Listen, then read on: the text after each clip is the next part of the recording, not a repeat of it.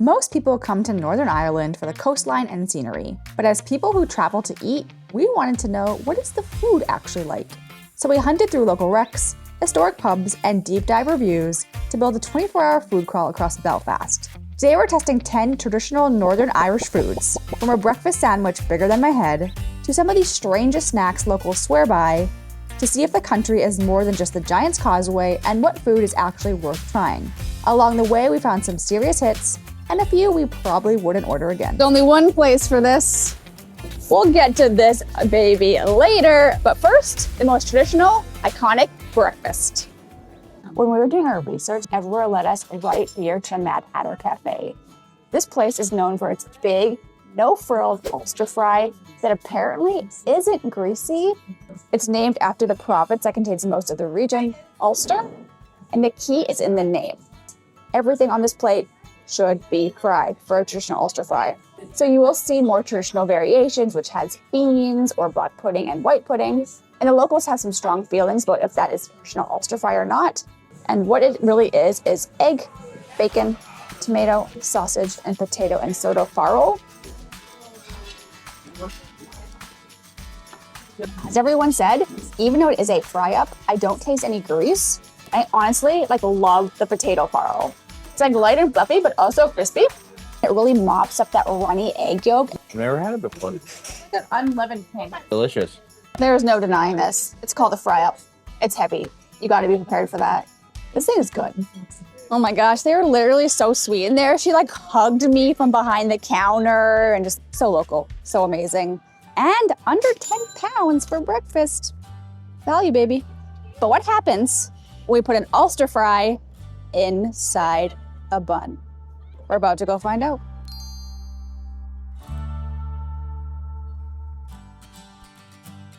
All right, our next stop is a place that we planned our entire trip around because it's only open on the weekend, so you gotta time it right. This is St. George's Market. It's been in Belfast since the 1800s, and we are here for breakfast in a bun.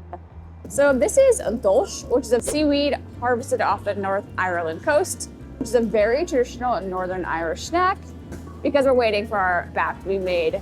They say it's very high in minerals and nutrients, which is great because we're probably about to burn through all of ours today. It smells like what you feed your fish. It tastes like nori seaweed. Have you ever had those little crunchy seaweed things? It's not as crispy. I promise you it tastes better than it smells. It's really chewy. I can't get rid of it. We then walked just down a couple aisles to the Belfast BAP. We went from healthy seaweed to this monstrosity. 7 pieces of bacon, sausage, eggs, black pudding, and a potato patty. They clearly do not believe in portion control. We promise you breakfast in a bun, and we're delivering breakfast in a bun. So this is a Belfast BAP. The BAP is the actual bun. It is a flour-dusted, really soft breakfast roll, very traditional all across the UK, but they're very special in Belfast. They do have a more traditional version, which is just the egg, the ham, or the bacon, I guess, and the sausage. But we got the extra one for a little bit of fun. How are you gonna eat this? I actually don't know how I'm gonna put this in my mouth. I'm just gonna go in for it.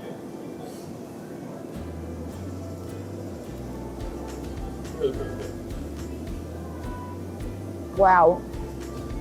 It's extra, but it is salty, smoky, creamy, crispy, crunchy, gooey. Messy. Messy, all of it, somehow at the same time. It is good. It's good. We couldn't do it. It's just too much to put in your mouth. So you gotta open and face it. So messy and delicious. I don't care. Don't care. All right, Belfast, you know how to do breakfast. Both breakfast on a plate and in a bun. We're somehow not greasy and just totally delicious. But we are missing the sweet side of Northern Ireland. Let's go get some sugar.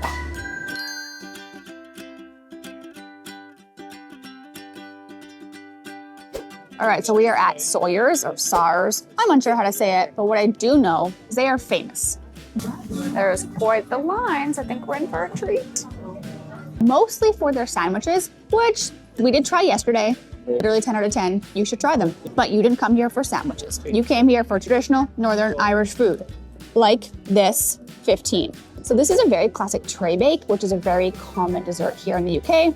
The name is also very simple because there's 15 digestive biscuits, 15 glacé cherries, 15 marshmallows, and then it's all held together in this perfect little hug of condensed milk and coconut.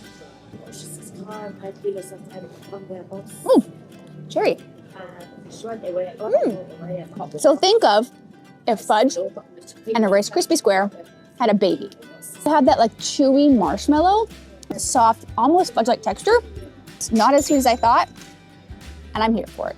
It reminds me of you've probably never had one of these. I don't think Taylor's ever had one of these, but an Idaho Spud. Yeah, can't speak to that. Look it up.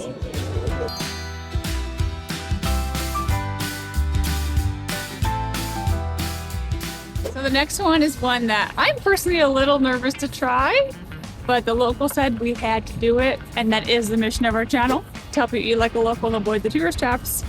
So if you're along for the ride, hit subscribe. All right, you didn't see us running around like a chick. This is the iconic Belfast pasty, which we got at The Supreme. They literally are so confident in their frying skills, they just named themselves The Supreme. Do not confuse this with a Cornish pasty, which Caleb loves. This is a mixture of meat, usually minced lamb or beef, with potatoes, spices, and then deep fried to make the ultimate beige plate. I'll pray for you. Pray for my arteries after today.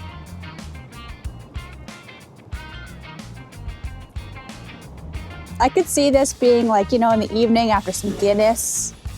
It's not for me, but it could be for me in the right moment. All right, you have to try it too. I don't want to.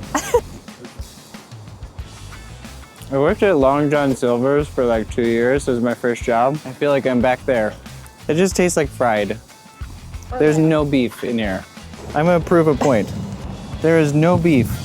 I see one Beef piece. is brown, okay? That is beef. There's one piece of beef We in found this the beef. whole. What? No, I'm not going in for a second. Yeah, I'm not doing it.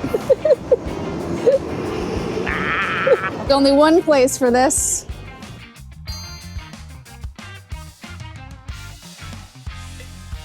I think we can agree. Potatoes need some redemption, which we're gonna find, hopefully, inside Iceland. I don't want to die. Potatoes are iconic in Northern Ireland. They're actually made in a castle right here in Northern Ireland, as the bag says, since 1956. Mr. Tayto selects the finest potatoes, probably not part of the pasty, and then takes them to his secret flavor room. This is very... That's so dramatic. I know this is dramatic. They have many flavors, but cheese and onion is the most typical. Look at that. Eat the chip. I mean, I'm probably gonna get kicked out of Northern Ireland. There's a chip. What were you I expecting? don't know, it was hyped up. Cat cooked in a castle in a secret flavor room by Mr. Tayto? I was expecting, like, it's a potato chip. It's better than the pasty.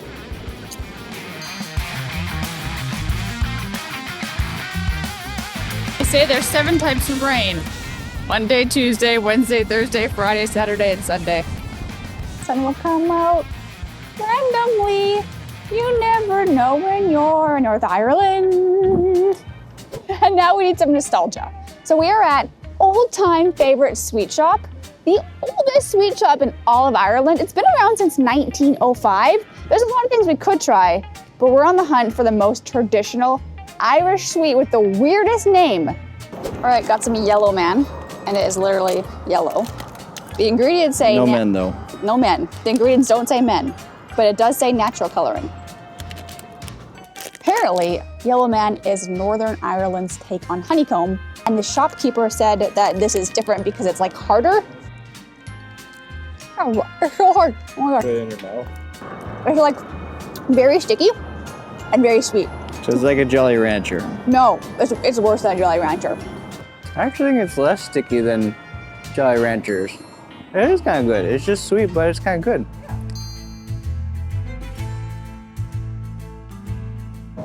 Caleb got pooped on.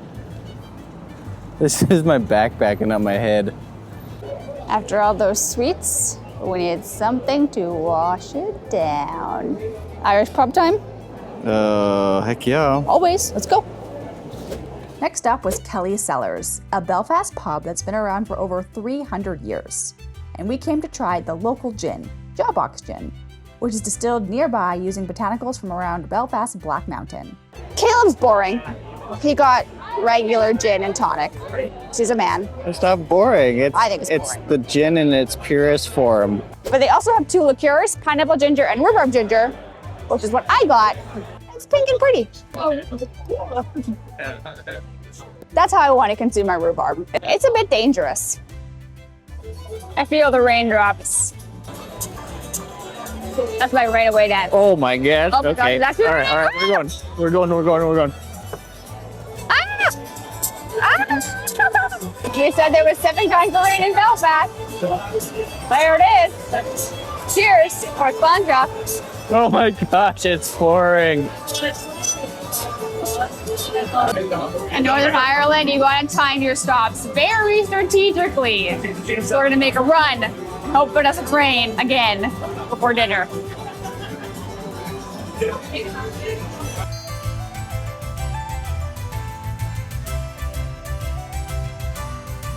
After gin and the rain, we need something a little warmer and a little more cozy. So we're here at Darcy's.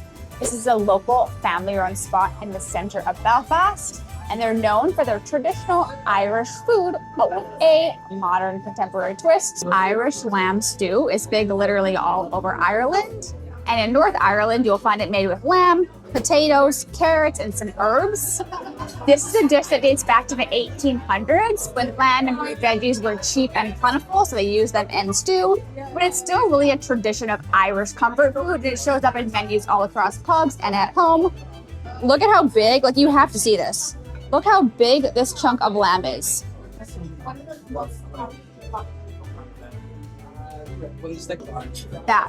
That's what we needed. Perfect, cozy soup vibes. Caleb gets to eat a little for me, a little more for me. Right. There you go. It is so good. We also had champ, basically the champion of mashed potatoes. Butter, scallions, and dangerously good. That lamb stew was 10 out of 10. But there's another G that Caleb needs to try. Yeah. You know the one. You know. This is the John Hewitt. This is one of the most iconic pubs in Belfast. It's got 16 taps, locally distilled gin, Guinness, good crack. Crack? Like the good vibes, the good times, the good things. That's what it's called here in Ireland. Ah. There's nothing I like more than 2 G's in each hand. Whenever you're in Northern Ireland, you have to get a Guinness. It's like a rite of passage. There it is. Also a rite of passage is splitting the G on your first sip. I've actually never done this before, so. You drank too much. I know. I'm an overachiever. What can I say? I had this the other day at like a different bar, and I did not like it. So the pour matters because this is freaking good. Well, I don't drink beer at home. And we did a whole whiskey road trip, and that didn't convert me to whiskey. So I don't know if Ireland is going to convert me to Guinness. So I have a gin chaser. I'm not cutting the G.